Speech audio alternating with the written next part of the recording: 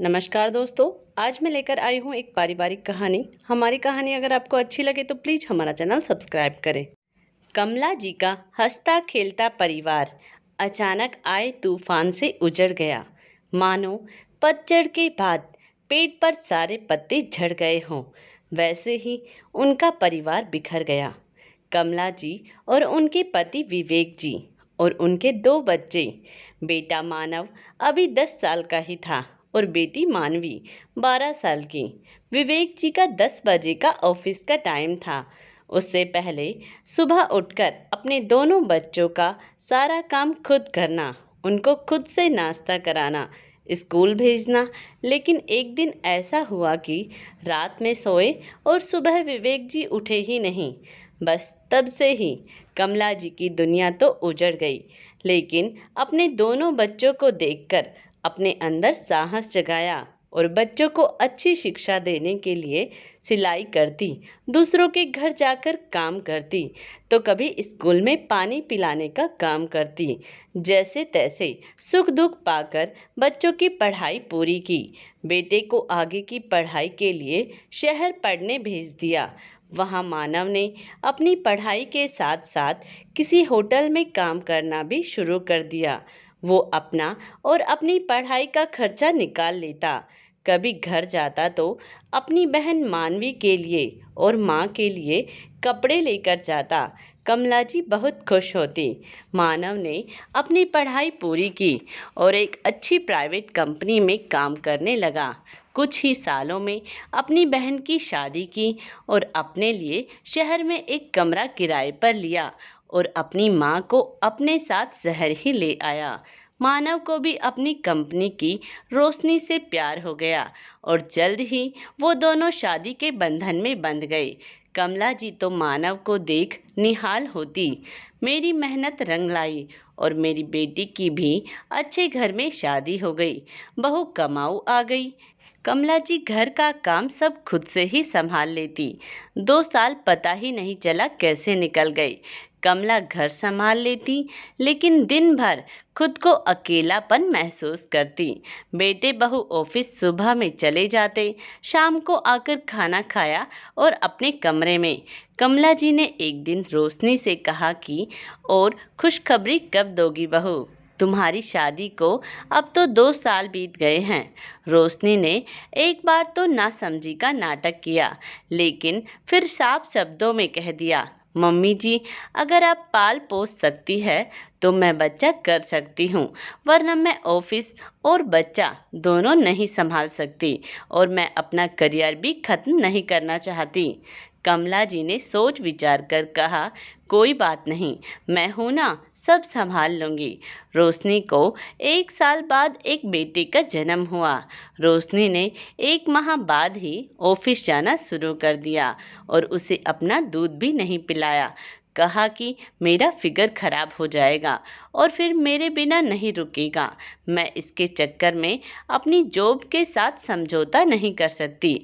कमला जी अब अपने पोते का और घर का काम संभालती।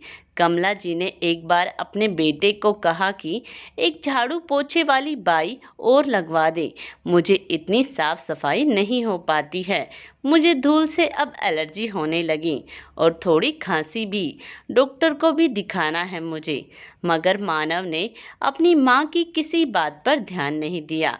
कमला जी ने दोबारा अपनी बहू को कहा तो मानवी ने कहा, माँ जी इतने पैसे नहीं हैं हमारे पास, बाई भी लगवा दे, आपका खर्च भी उठाए और साथ में आपको डॉक्टर के दिखाए। हद है माँ जी, आप खुद समझदार हैं, हम दोनों, ऊपर से हमारा बच्चा। कमला जी बेचारी मुंह पर कपड़ा रख के साफ सफाई करती। एक बार मानवी का घर आना हुआ। मानवी को ये सब देखकर बहुत बुरा लगा। माँ अकेले घर और बच्चा सब एक साथ संभाल रही।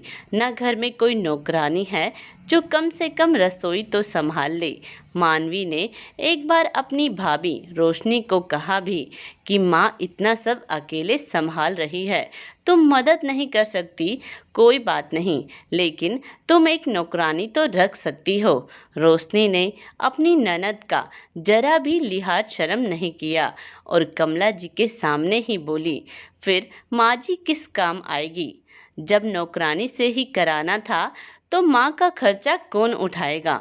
मानवी तो रोशनी के चेहरे को देखती रह गई।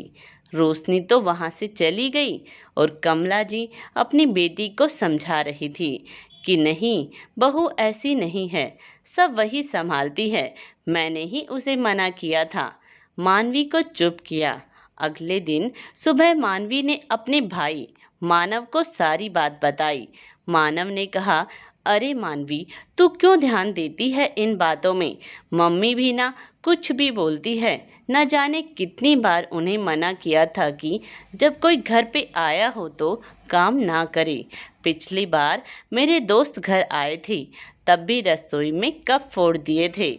मेरे दोस्त भी बिना चाय पिए चले गए थे और तुम यहाँ थोड़े दिन के लिए आई हो। अच्छे से रहो बस। रोशनी को तुम कुछ ना बोला करो, उसका दिमाग खराब हो जाता है तो हमारे बीच भी लड़ाई हो जाती है। मानवी तो चुपचाप अपने भाई की बातें सुन अपनी माँ के पास आ गई। फिर मानवी ने सारी बातें अपनी सासू माँ को बताई तो मानवी की सास ने कहा कि अपनी माँ को यहाँ ले आ, भाई भाभी को अपने आप अकल आ जाएगी। जो बड़ों का सम्मान नहीं कर सकता वो आगे पछताएगा। मानवी की आंखों में आंसू थे और मानवी अपनी माँ को समझा बुझा के अपने साथ ले आई। यहाँ मानवी की सास ने बहुत अच्छे से एक बहन का फर्ज निभाया। कमला जी को बहुत शर्म महसूस होती थी कि एक बेटे के होते हुए भी मैं बेटी के ससुराल में रह रही हूँ।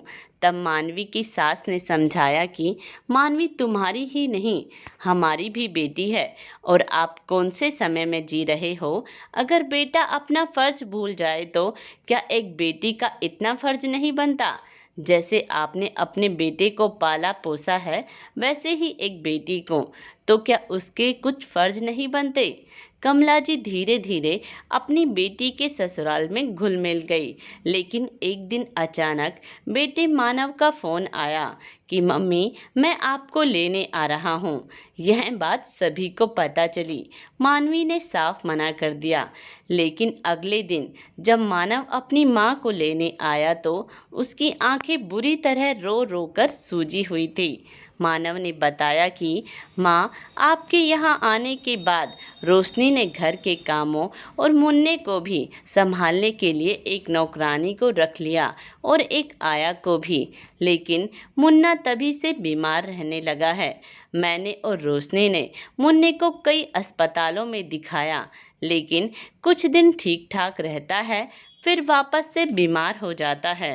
रोशनी ने अपनी जॉब भी छोड़ दी, लेकिन मुन्ना ठीक नहीं हो पा रहा है। माँ, मेरा परिवार बिखर गया है। माँ, हमारे लिए ना सही, अपने पोते के लिए हमारे साथ चलो। रोशनी भी बहुत शर्मिंदा है, आप बस हमारे साथ चलिए। अब माँ, आप ही उम्मीद हो मेरी। कमला जी का दिल अपने पोते को याद कर कि उसका क्या कसूर है। अभी 2 साल का भी नहीं हुआ था, मैं उसे छोड़ आई थी और अपनी आंखों में आंसू ले आई। मानवी और मानवी की सास ने कहा, देखा ना, अब कैसे आपका बेटा चला आया है। अब माँ की याद आ गई सबको। कमला जी ने अपनी समधन को दिल से धन्यवाद कहा और कमला जी अपने पोते के पास आ गई। घर पे पोता कमला जी को देखते ही दौड़ पड़ा और रोशनी के चेहरे की सारी चमक भी कब की जा चुकी थी और वो भी कमला जी के पैरों में झुक गई और बोली, मम्मी जी, आप इस घर की असली रोशनी हो। आपके रहने से ही घर चमकता है। मुझे माफ़ कर दो, मैंने आपकी अहमियत को समझा नहीं। कमला जी ने अपनी बहू और पोते को गले से लगा लिया। दोस्तों, इस कहानी के बारे में अपने विचार कमेंट्स बॉक्स में ज़रूर दें और प्लीज़ हमारा चैनल सब्सक्राइब करें। धन्यवाद।